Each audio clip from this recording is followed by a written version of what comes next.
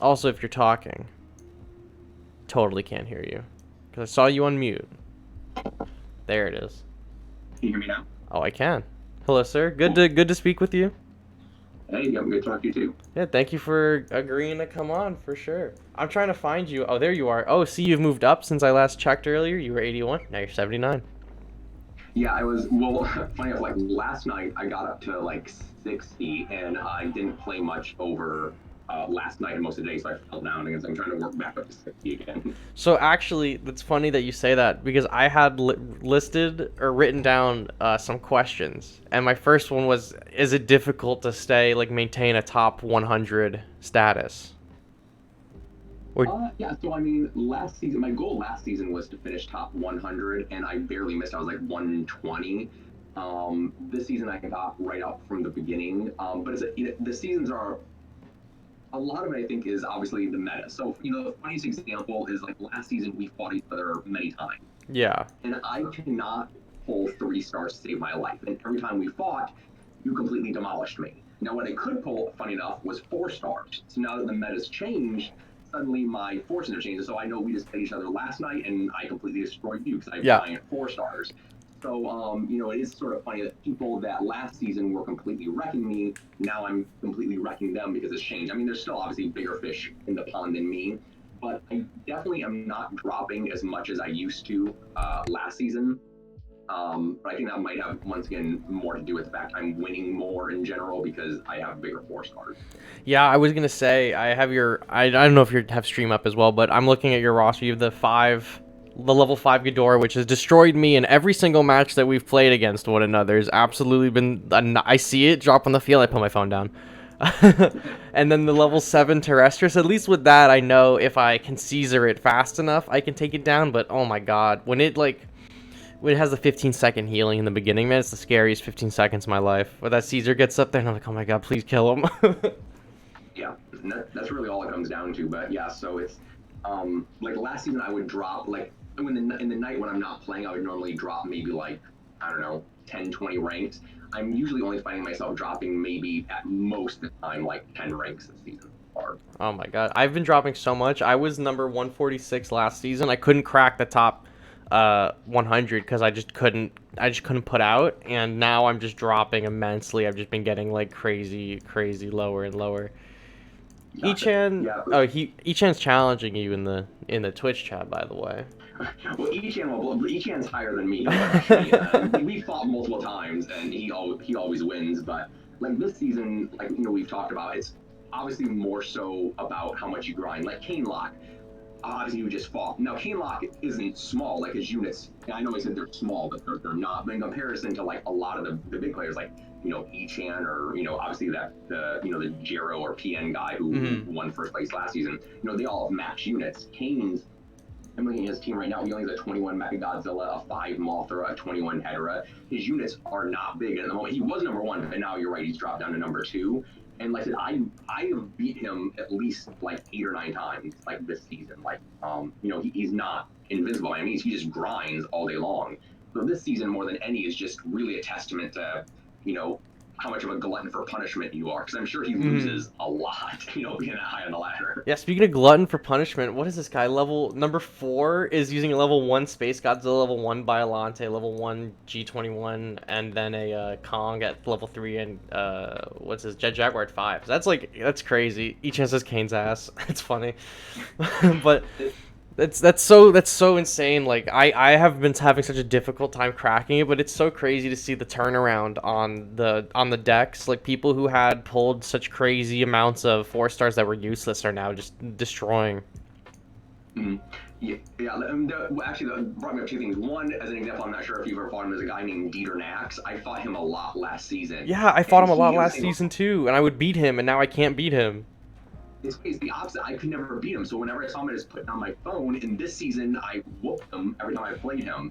But the other thing I thought of in regards to, I said, at least myself, I don't see myself dropping as much.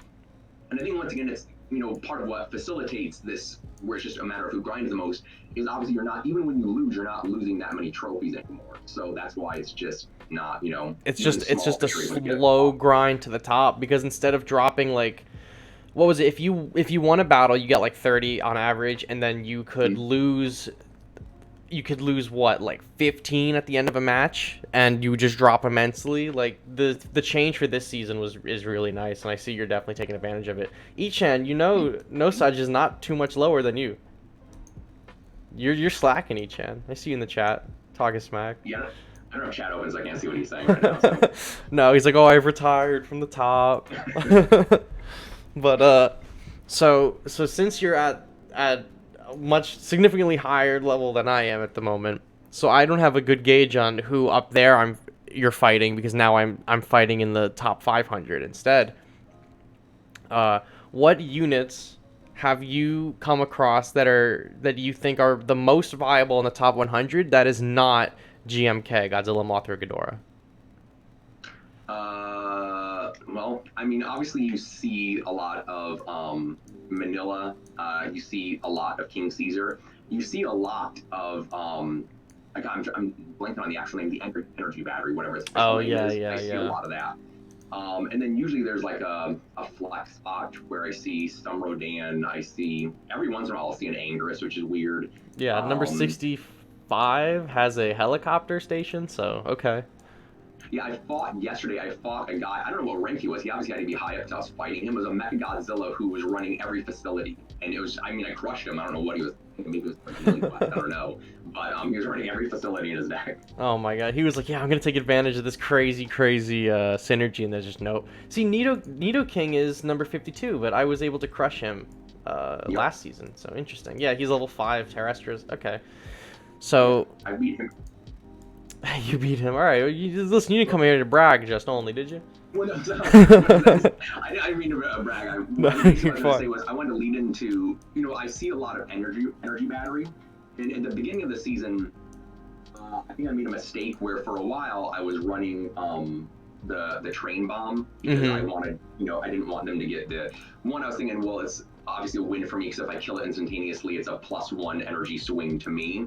But I came to realize that the energy battery itself, I don't think it's actually that good when I really think about it, because once again, obviously, you spend 5 energy for a total of 8 energy over a long period of time, and that 3 energy every however many seconds that it takes to gather it isn't that big of a deal. And I view the energy battery now as more of a win more condition. Like if you're going to win, that extra 3 energy isn't going to help you that much, and if you're going to lose, that extra 3 energy isn't going to help you that much. So I finally got the train bomb, and I'm doing much better just completely ignoring the energy batteries, because I don't think in reality they're that good. I think it's sort of a placebo effect, because compared to last meta, everyone's using such high cost monsters. They think, oh, I need the extra energy, when in reality you probably don't. You're only net gaining 3 energy, because it's 5 to put out, and then it's like every 2 seconds or something you get 1 energy. So by the time that you would normally get like 1 energy, you're gonna get 2, but you're only gonna be up 3 because you've already spent 5, and then you have to work all the way back up.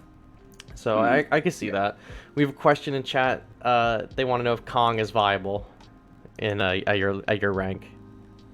So in short, no. Now, once again, I have fought. I am by no means a whale or anything like that. I spent some money on the game, but not a whole lot. I fought many Kongs that I blew over. However, I did fight one person who dropped a Kong who completely wrecked me. So I'm assuming his Kong was like level 13, 14, something like that. That's the only time I've ever seen a Kong that I just didn't completely roll over. Yeah, I was going to say, I've come across some scary Kongs recently, but they got to be level 4 or 5, because I'm pretty sure, if I'm remembering correctly, and based on the data sheet that me and Brahman have been putting together, I think a level 4 or 5 Kong is comparable to a level 25 Godzilla 89, which is kind of scary. So if you have a Kong at that high level, then definitely you can use them, because it's going to just do exactly what Godzilla does, except a little bit faster. No, absolutely. Because I run 89 in my deck, but if I had, like I have a level 7 Terrestris, if I had a level 7 Kong, I would totally put Kong in the place like 89. Yeah, absolutely. I'm only using 89 as a leader because his ability is off the charts. But otherwise, Kong is great in the field, a good substitute.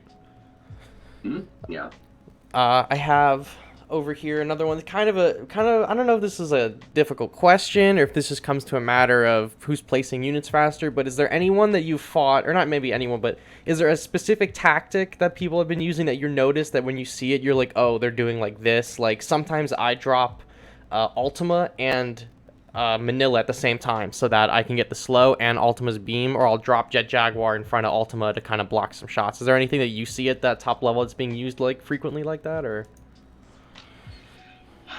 I mean, like you said, most games begin the same. Like each person will put. There's basically you have two strategies, two main strategies. One is you put down your Evo unit and then try to see how they're reacting to it to see if you can react to their reaction, or two, you just don't do anything. I've had many games where me and the opponent just played chicken. Like we sat there with max and energy, neither of us doing anything because I wanted to see what he was going to put first. I wanted to make sure either I had, my King Caesar ready, or, even my 89. Because I use 89 a lot to take out Godzilla terrestresses, if they place them wrong. So I like the chicken games because when I see a chicken game, I know they're, obviously I don't want to say a thinking man, but they're obviously going to heavily strategize. Other people just like vomit whatever evolution they have and try their best to do it. But yeah, that's about it. I don't really see any surprise cards. Generally most matches go the same. I will every once in a while see the wacky deck with the factory. I did sort of like how earlier you fought someone using a bomber. Every once in a while fight someone using a bomber. Yeah, we fought someone with a bomber on stream tonight. I didn't mean to interrupt. We fought someone with a bomber tonight on stream, and if I remember correctly, and no one quote me on this, I nuked him, so I'm gonna put that up there. You've already lost. Yeah, there's a ton of units that, like, you put them in your deck, you're like actively hurting yourself, especially this season. Like I know there's a lot of rollover from people returning to the game who weren't able to get in like last season when it was really difficult. Like people who were in season 1 couldn't play season 2 back in season 3, and they have like a really high Anguirus and they get absolutely rolled. So I've been seeing that a lot in the top 500 for sure. We saw it a few times tonight. Someone had Anguirus, someone had Destroy Larva and Kamacra Swarm, and they were hitting me with some season 1 tactics, and we just rolled them with Ghidorah like nothing else. Ghidorah, I'm sorry, and Godzilla 2021 just for shits and gigs. Yeah. Another one I don't. Basically, if you see any card that's wildly out of the meta, that signals. So for example, if I see someone lay Hedera, I know I'll probably win. Obviously, if I see someone lay Swarm, or if I see someone lay Destroy, because that signals multiple things. Either one, they don't know what the meta is, or two, they don't have, the meta cards at a proper enough level, so they have to just substitute in a subpar card. So all it takes is really having one subpar card to where I'll realize, there's some deficiency in their game plan to where I'll probably win because, my deck is, I don't want to say it's finely tuned to the meta, but it's, a strong meta deck, obviously. Listen, the chain is only as strong as the weakest link. So if someone's deck has like a card that's just out of pocket, that's something you just harp on. You got to dive into that and push it because it's just not going to hold if you go into like an all-out attack. So that's a good strategy to keep in mind. Yep. Yeah. No. Absolutely. And like I feel bad because once again, obviously while I fight, players who are way bigger than me, like, Ichan's whooped my butt many times, and then other players who whoop my butt. There's also lower level players who I see all the time, and I feel bad because I know I'm gonna, roll run them roughshod over them. So interesting. Yeah, I see like sometimes I'll get a low player, but honestly, looking through the top leaderboard tonight on stream, we fought a lot of these guys that have been up here, and I'm just getting nuked. No wonder this guy like level 7 Ghidorah. But do you have any units that you would like to see buffed that you think could contribute in a healthy way to the meta? Not maybe in a broken way like Ghidorah, but like I personally want to see Space Godzilla get buffed because I think there's creative use to be had with his ability.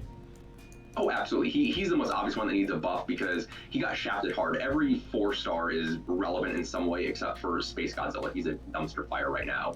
So, I don't think he needs to be as broken as Ghidorah or Terrestris is, but at least brought up to like Batra's level. Like Batra isn't crazy. He's a niche pick. I've been beaten soundly by people who use Batra really well. So I'd like to see him buffed. I would also like to see Dimension Tide buffed maybe a little bit because all of the event cards like Missiles, Train, Dimension Tide are all pretty garbage right now. And Dimension Tide has always been garbage. So maybe give that a little love to where, because every fight basically now is just monster on monster, which is good. I mean, that's the way the game should be, but at least some of the, event cards should be. Yeah, it's like they want people to use all of the cards available is what they said in one of the blogs, I believe. So the fact that like they're like, oh, we made all these cards good so that you can use every card, but now like 90% of the cards are useless is very interesting. So yeah, I think Dimension Tide for sure. I've actually seen a lot of people at lower levels use Dimension Tide to pull Ghidorah and Terrestris closer to the leader so the leader can hit them, which is smart, genius. But other than that, Dimension Tide's a wasted slot. Yeah, I mean, you're right. It's a good strategy, but the problem is, like, even if they don't really even buff it, like, I have no problem if they kept the damage low and used it primarily as a vacuum, but they would have to obviously spending 5 energy to just suck in a Ghidorah a little closer is Garbage. colossally wasteful. Yeah. So. If it was like a 2 energy, if Dimension Tide and the Freeze were this like the same energy, that would be perfect. I think Dimension Tide would see a lot more play. Two, oh yeah, I would probably slot in Dimension Tide if it was only a 2-cost card. But yeah, no. One other thing I would like them to see bring to the game is, I know we discussed it in Discord in the past. Like one of the coolest things about Hedorah is obviously when he dies, he lays the acid pool. Mm-hmm. I would love to see more on death effects, like maybe if whenever they add Destoroyah perfect form, when you kill him, he breaks up into smaller Destoroyah larvae or something like that. Yeah. Something like that. That could be really cool to where even after they're killed, they keep helping you out in some way. Yeah, I've been thinking about that myself. Units that on death can spawn in smaller units, probably with a similar power to the third forces, because the third forces aren't very strong, and I think it would be a fair balance. Maybe they are of the third force power, maybe a little bit weaker would be nice. Mm-hmm. Yeah, absolutely. Or even like laying a slowing effect, or like when they die, lay a healing portal, or a healing field, or whatever, something like that, just to add more than just when it dies, it's the end. Oh, I missed this question in the chat earlier, but I'll come back to it now. They want to know: do you think, under the right circumstances, Biollante could be viable? Oh, Biollante is, well, Biollante is viable. She's a good card. The problem with Biollante is the primary thing she does is takes out swarms, and one, no one is using swarms, and 2, Ghidorah and Mothra are way better at it than she is. So, like I said, that's the problem with Biollante. She's good, but there's other cards that are better than her that do those things. I agree with you. I rated her a little low on my tier list, but ever since that, I've been getting comments on YouTube and then in Discord, be like, why is Biollante so low? Why is Biollante so low? But I think you summed it up really well, that there are units that they do better. They do what she does, but better. And especially Mothra, I'm pretty sure is the same cost now. Biollante's a 4 cost. Mothra is too, so I would rather have Mothra, and Mothra flies, so Jet Jaguar can't hit her. Biollante, because Biollante has always been my favorite kaiju. I would love her to be crazy so I could use her, but I'm not. The other thing too with her as a leader, like I know you made that video with like Ichan, and she can go bonkers when using her leader ability, like with Daigen. But while it's funny and cool, it's unless you're Daigen. Oh, it's like 30, super niche to use. It's not like I wouldn't recommend that as a meta, but I think it's definitely like if you want to use Biollante, this is what you should really be doing. Yeah. Like unless your Biollante super high, you're just going to. Because I've seen multiple people, I've faced them running that deck where they try to zoom Daigen on me, and Daigen just dies, and then my 89 kills Biollante in 2 hits. So yeah, unless you have a high Biollante, don't do that. Yeah. But I have one last question for you. I don't want to keep you too long. I know you got things to do, so I have one last question for you. Unless anyone in the chat does as well. And you kind of mentioned it when you talk about Destoroyah, but is there any other characters from Godzilla's lore, his vast compendium of characters, that you would like to see added to the game? Oh, absolutely. I mean, the first one that come into my mind would be Orga. I think that would be a cool Evo unit where he could be, the UFO, and then he changes into his main form. Titanosaurus obviously would be great. Megalon would be another really good one. Those are probably be my top 3. I mean, well, obviously Destoroyah perfect form and Shin Godzilla, but I have a feeling they're saving those for heavy monetization. Oh yeah, they're shoo-ins for monetization. Like how they tested it with Jet Jaguar. Like, oh, people like Jet Jaguar, can we make it so they have to pay? And they saw it and they're like, oh yeah, Destoroyah definitely gonna have to pay for him. Shin Godzilla, no question, gonna be paid. Yeah, I'm just hoping that Orga and Megalon and Titanus 3 stars. Yeah, I would love all those units to come to the game. And basically any unit. I would even be cool if they just started making up original kaiju, like once they run out of, everything they can, like all the alternate versions. But I just, the one thing I hope they don't keep doing is every unit they add is 4-star, because that I think would be really bad. Oh yeah, it's gonna kill the game. Yeah, it would kill the game. So, but hopefully they don't go down that dark path. We'll see. Oh yeah, and then okay, we got another question in the chat, so I'm sorry I keep you again, but we were getting asked which situations can you foresee Godzilla 21 being any good? And keep in mind, we probably estimate like maybe a higher level, because a level 1 21 is probably not going to do anything, but maybe like say level 5 or level 6. So the issue with 21 is so your deck always has to run what? It has to always run, you're going to have a leader, and then you always have to run Terrestris, Ghidorah, and Mothra because they're the best. So that leaves you 3 other units. You realistically want at least one fast cycle card, so the 6th slot will be, whether it's Manila or Kamakura or something like that. You really only have 2 free slots then, but one of those slots, even though technically you don't need him, King Caesar's so important, you sort of need him. So in reality, even though you have 2 swing slots, there's only one that's really truly a swing slot. And for that slot, for me, I generally run 89. But is he better than 89 is the question. So I'd have to look at the stats. I do believe, well, I don't know what level I'd have to be at to have as much health as 89, because 89 obviously serves the function of a tank. Because none of those other units I mentioned are really truly tanks. But based on what I've seen, even though 2021 can get beefy, I don't think he can get that beefy. I could be wrong. If I am wrong, and if he can get a lot of health to where he can tank a lot of hits, then yeah, I could absolutely see him being viable, and I would totally swap him in the place of 89. But without him being tanky, the problem is obviously you already run a 6-cost Ghidorah and a 6-cost Terrestris. You really only have room for one more high-cost creature, if you wanted to do it. And at the moment, most people wouldn't have him at that high of a level to where he could tank, if even he could tank eventually. I don't know what his numbers eventually become. Yeah, I agree. It's definitely a kind of a fork in the road scenario right now, where you like have to use 2 of the 3 best units or you're gonna like lose guaranteed. So it's hard to fit him into a meta where there's better options like Terrestris, or Ultima I should say, kind of does what he does but a little bit better. It's not a constant stream, but it's like a hell of a lot more damage. So I see it. We'd have to see the numbers. Yeah, and like the other issue why I think you're right, I mean, in theory he should be as good as Terrestris, but the one thing that Terrestris has is range. Like 2021 has to get closer to use the beam, so he'll always be taking hits, whereas Ultima doesn't. Yeah, as soon as I saw in the I don't think it was a trailer, but as soon as I saw whenever he was revealed like his full kit and they showed us that he was taking damage while hitting the leader, I immediately was like, he's not as good as Ultima, because Ultima and Ghidorah don't take hits from the leader unless you dimension tide them like we talked about earlier. So that fact alone, because I saw in the Discord people are like, oh, he's a boss melter, he's a boss melter. I'm like, Ultima is a boss melter. Like, Ultima can't get hit.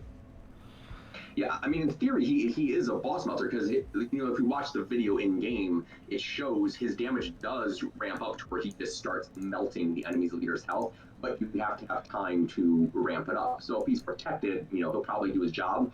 But on the same vein, if 89 is protected, he'll do the same job. Yeah. Yeah, yeah, for real.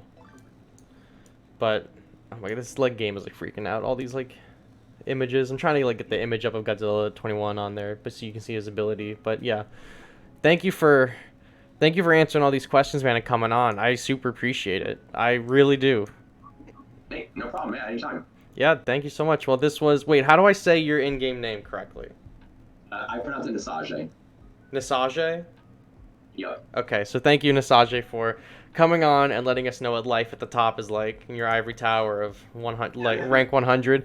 until the meta shifts again, and suddenly, the factories are top, and I refuse to level up factories. So. Well, when that day comes and hell freezes over, we will get to have to touch base again. But thank you so much for answering not only my questions, but I didn't expect Chad to have so many questions. So thank you for answering theirs as well.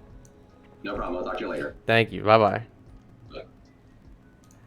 So there you go, guys. That was a interview with a top 100 player. That was super nice of him, and I hope that we can do more of these. I would love to have more people on. I would love to talk more with some of the top players, so let me know if you guys want that.